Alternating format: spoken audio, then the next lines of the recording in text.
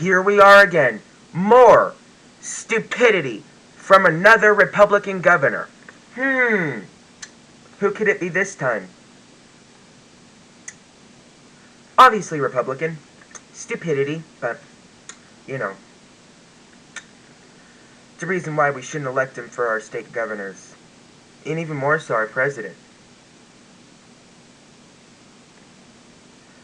I was listening to the news, looking up the latest news to put on a video.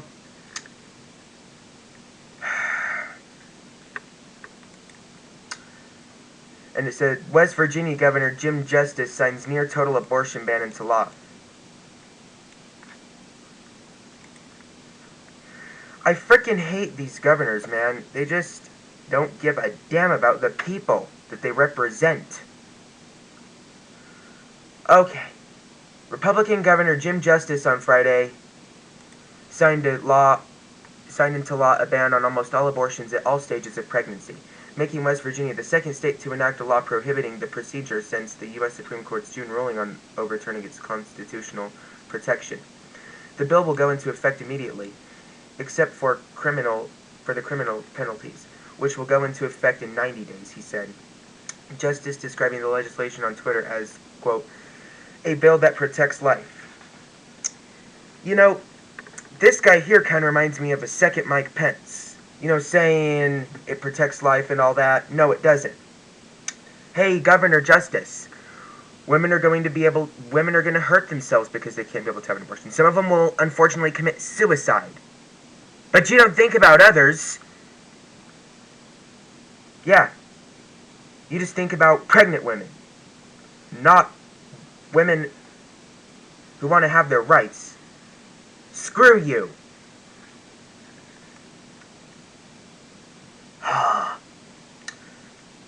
I said from the beginning that if WV legislatures brought me a bill that protected life and included reasonable and logical expectations, I would sign it. And that's what I did today, he said. No. It doesn't protect life. Oh, I hate this guy already. The ban has exemptions for medical emergencies and for rape and incest victims until 8 weeks of pregnancy for adults and 14 weeks for children. Victims must report their assault to law enforcement 48 hours before the procedure. Minors can report to the police or a doctor, who then must tell police.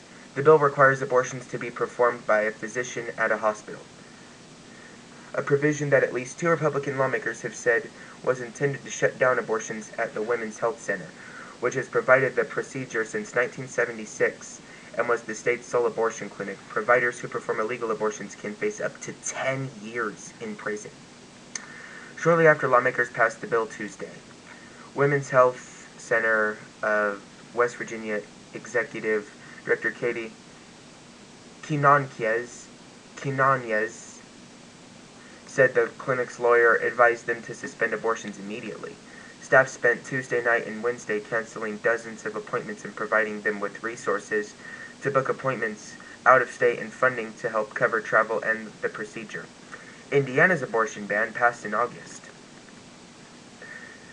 started being enforced Tuesday. Indiana and West Virginia now join more than a dozen states with abortion bans, though most were approved before that Supreme Court ruling and took effect once the court threw out the constitutional right to end a pregnancy. Boom! I hate these politicians, I tell you.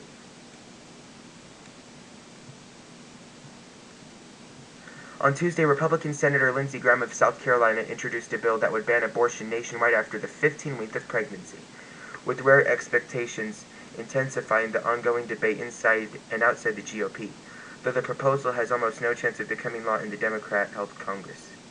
It better not become law.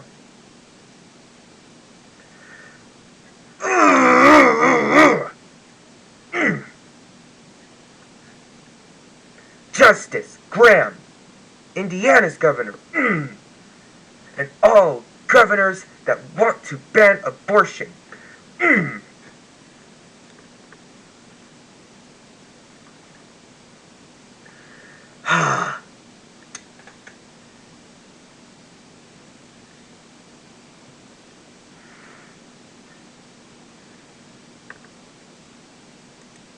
Okay. And now, Virginia Governor Glenn Youngkin introduced this new model policy for Virginia transgender students. The Virginia Department of Education claimed that the previous guidelines disregarded the rights of parents. And I have the article, I could play here the audio voice.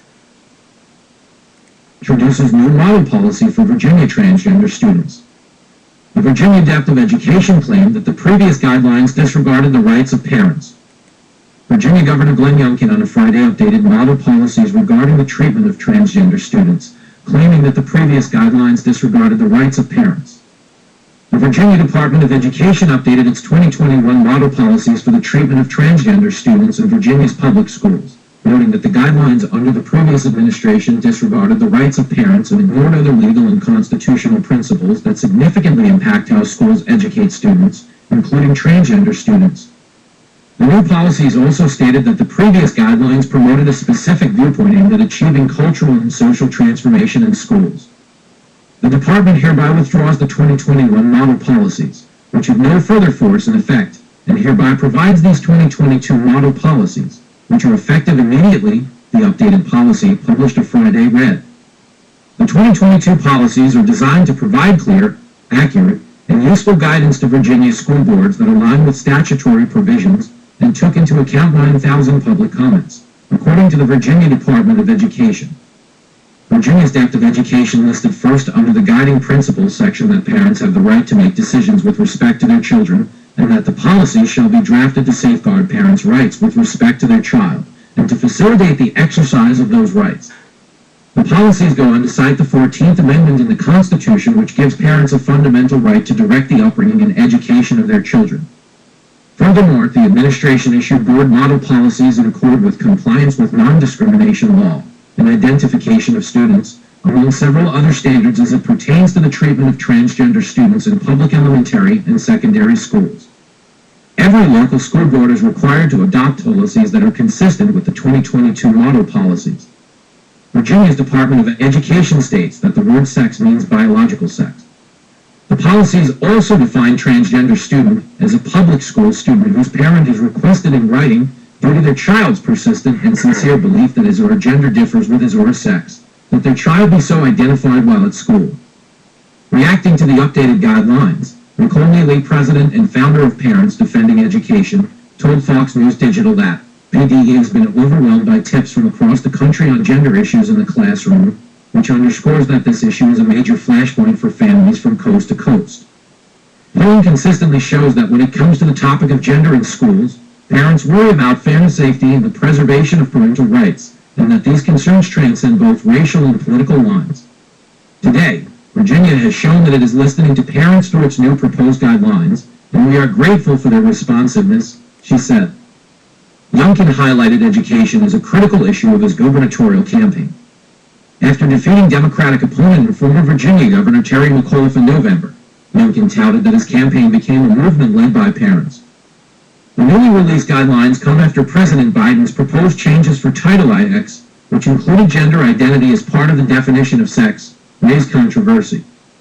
The proposed rule change generated a record number of public comments, many from parents concerned about their children's safety in schools and what the amendments will mean for women's sports.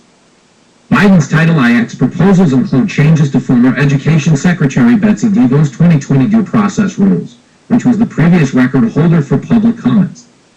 Her changes weaken protections for survivors of sexual assault and diminish the promise of an education free from discrimination, the Biden White House charged.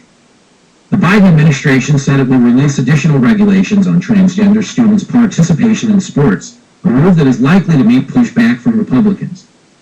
Fox News coordinator Brain contributed to this report.